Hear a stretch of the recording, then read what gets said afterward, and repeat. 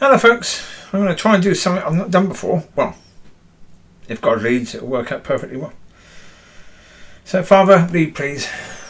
To your glory I pray. Amen. I'm going to do communion, and I'm just going to talk a bit and see how God leads and what subject or anything. So we shall see. Well, because I don't do communion in church anymore, do I? So with that being the case, yes. So, yeah, I figured I might as well do communion. Now, I used to, when I was doing the audios for that woman. Anyway, yeah, I did communion quite a few times for her,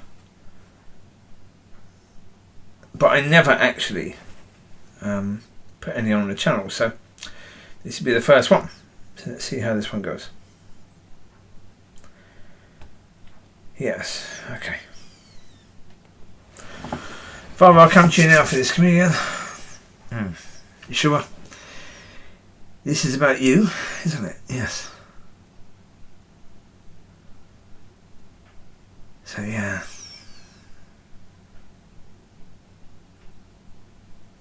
Yeshua, I do apologise for the way that the church does things. And for the way they dishonour you in such a way.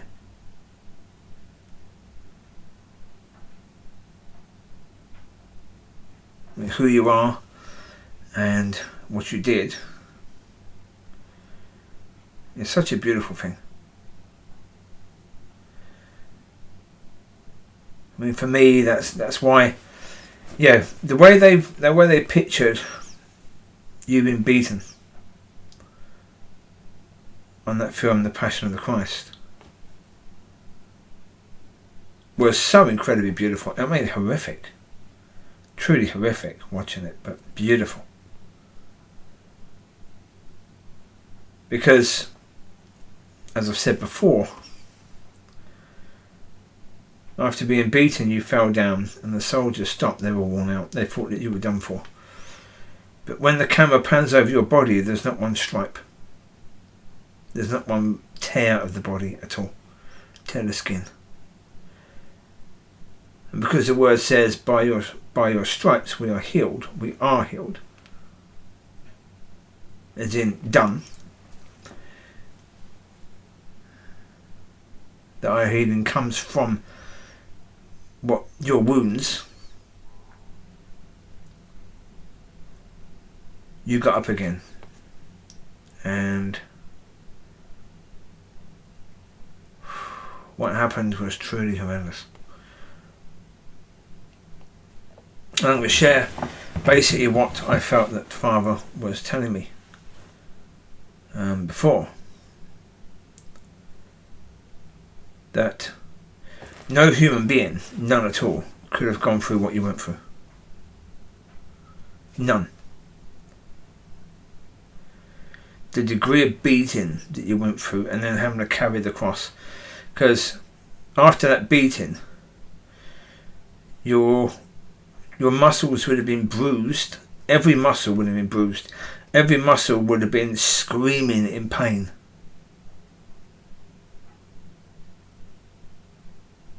Because beaten, whipped, gouged, with that whip with the claw thing on it. You know, ripping bits of flesh out.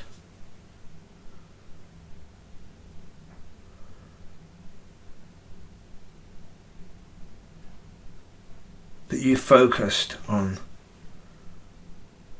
the solution. You focused on Father. You focused on the job that you came to do. Preaching was a byproduct of your job. Ministering, healing, deliverance, all of those things were just a byproduct. You came to be the Lamb of God. That every sin will be covered by your blood. That by your stripes we are healed. I was talking to a young lady the other day about that and saying that, you know, when we pray for people, You don't need to be whipped again. That's all been done. All the work has been done. All the healing has already been done. We just need to learn to receive it. And that's all because your body was broken.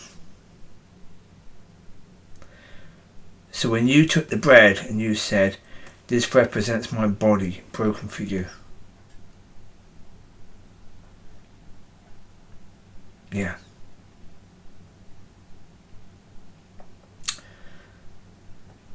Yeah. Your body completely broken.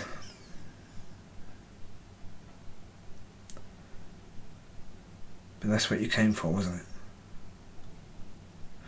So I take this bread. I eat this bread in the understanding that it is your body broken. And that Yeshua, you did this out of love for us and out of love for Father. You know it's Father's desire, Father's wish to have a relationship with his creation, but you knew that sin was getting in the way of it. And it was always a plan for you to come down and for you to be the Lamb of God. So I partake of this communion now in remembrance of you as I eat this bread in your name.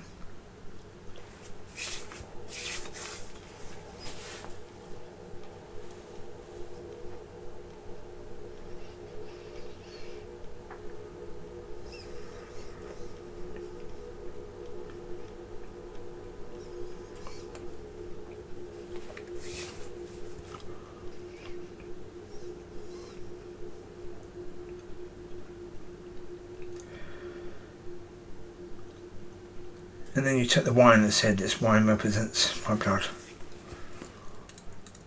Yeah. Spilt for you.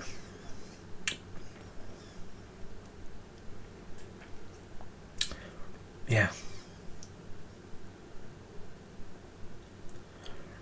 And the absolute beauty of it, that Father has always seen us through the blood. Always. From the moment we were born, we were covered by the blood. Because you didn't need to come down and be sacrificed again for us as soon as we sinned. And every time we sinned.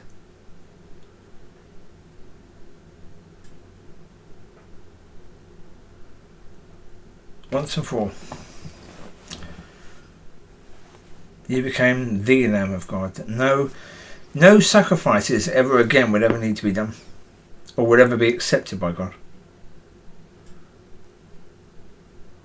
You, the Lamb of God.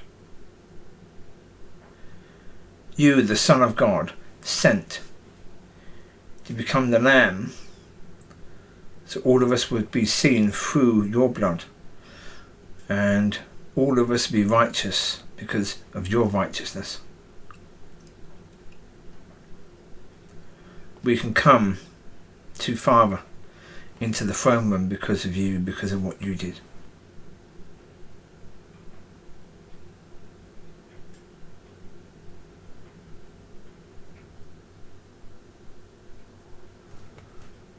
You are the Lord of Lords, the King of Kings. My Lord, my Saviour, and my big brother.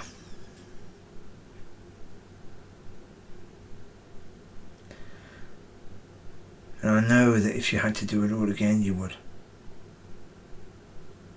You would.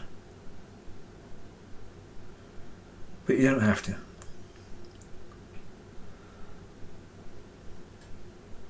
So I thank you for your blood. I thank you for your sacrifice. I thank you for your heart and your desire to serve Father, to serve us.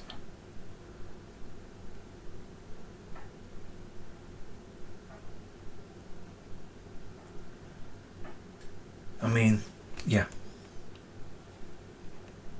To be ridiculed by your own people in the way you were. to take upon yourself our shame, our guilt, our pain.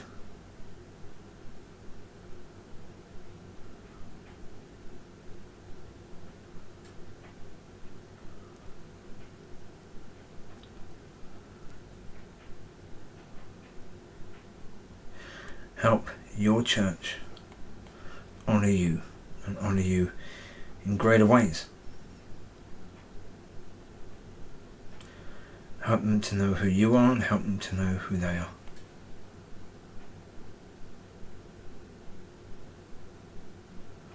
So as I take this wine, and may my knife be a knife that can honour you now.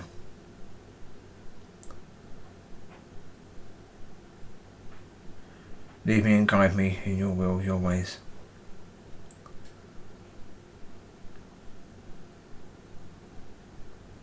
Amen.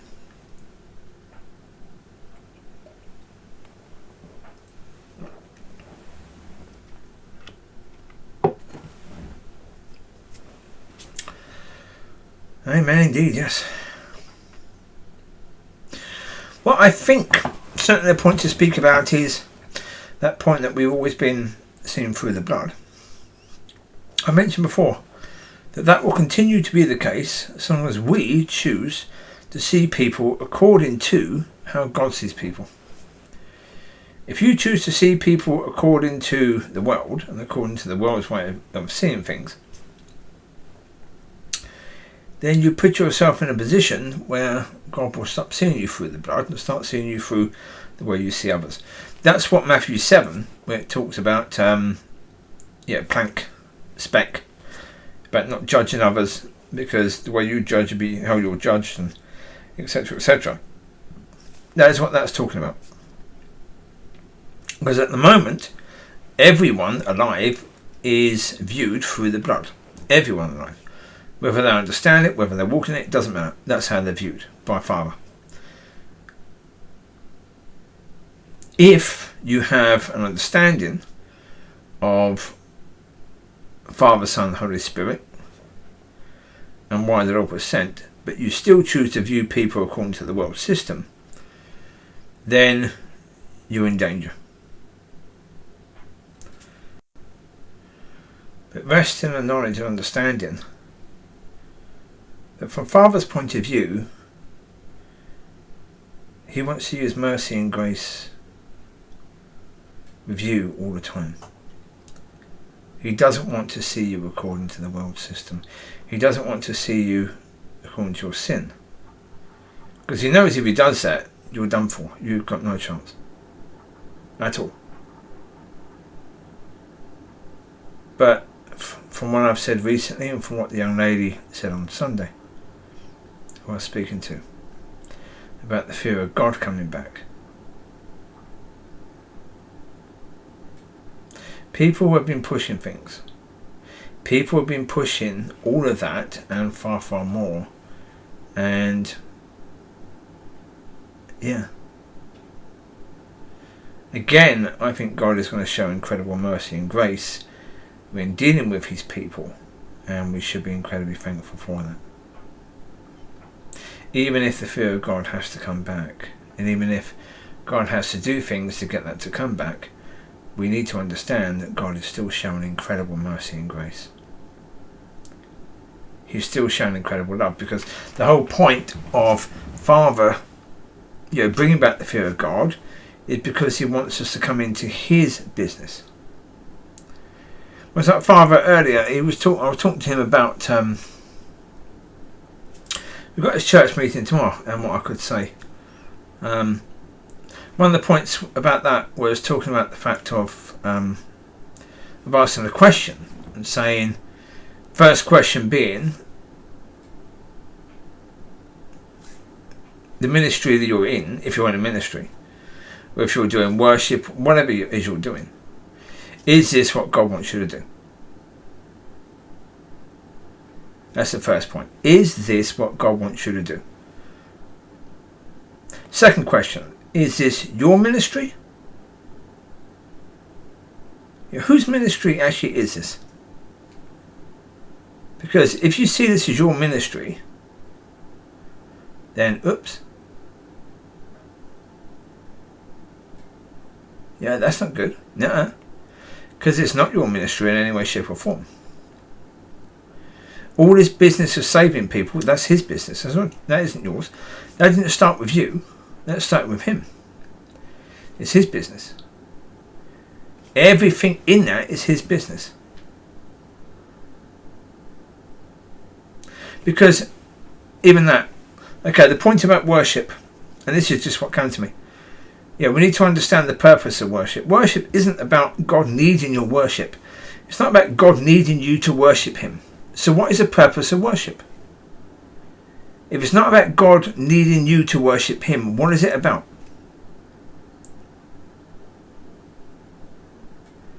It's about helping your love to grow for God. Because the more you love God, the more you are going to do things according to his will and his ways, and more that when he asks you to do something, you're going to obey. You're not going to just go and do things according to your will. Because you love him, you're going to want to do things according to his will and his way. And so love for God, love for one another. So worship builds love. And that's the point of worship, is to build love.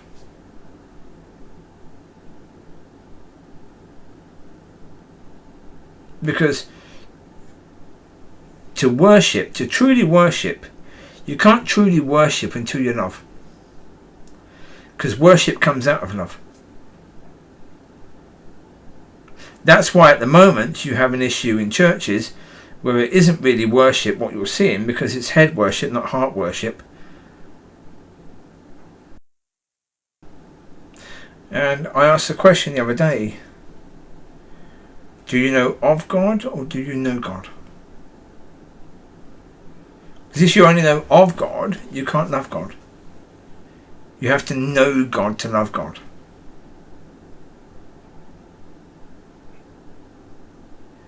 I had to ask that question to Father, who are you and who am I? Until he started to answer that question as to who he was, I couldn't love him. I didn't know him.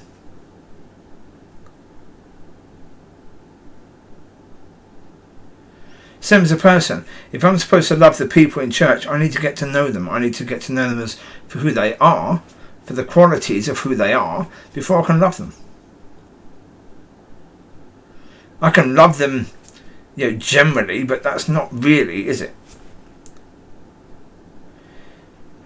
You've got to spend time with them. You've got to make the effort to get to know them, to love them, because then you start seeing their heart. Like some Relate by For King and Country. Relate. Talking about, we're all pretty much the same, aren't we, in so many ways. We don't necessarily see it from first sight or without really knowing each other. But as we get to know each other, we see that. We see the qualities in the individual. But some people, they make sure those qualities are hard to find.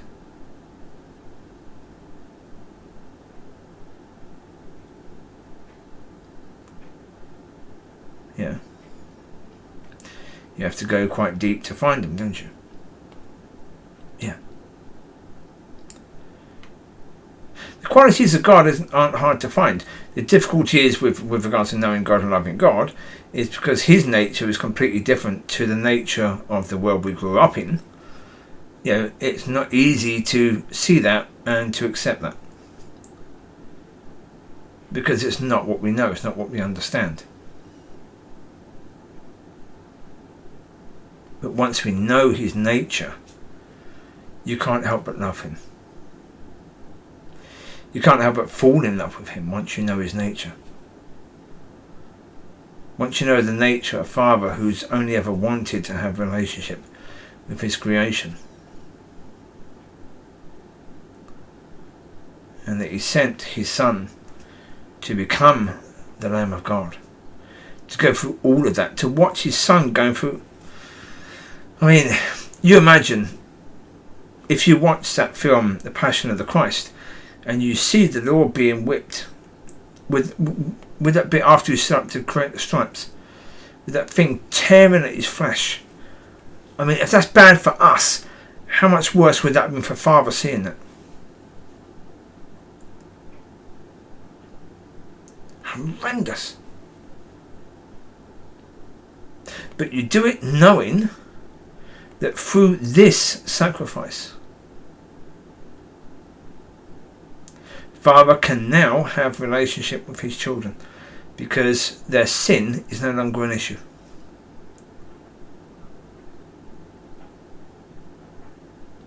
I mean, just beautiful. Just beautiful. As I say, I mean, you know, the actual story in the Bible is gorgeous.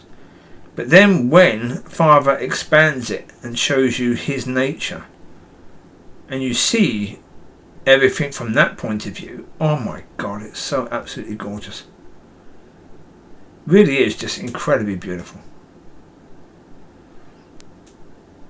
Yeah. And I hope anyone who listens to this will understand that. And will ask that question of Father now and get to understand who Father is and his nature.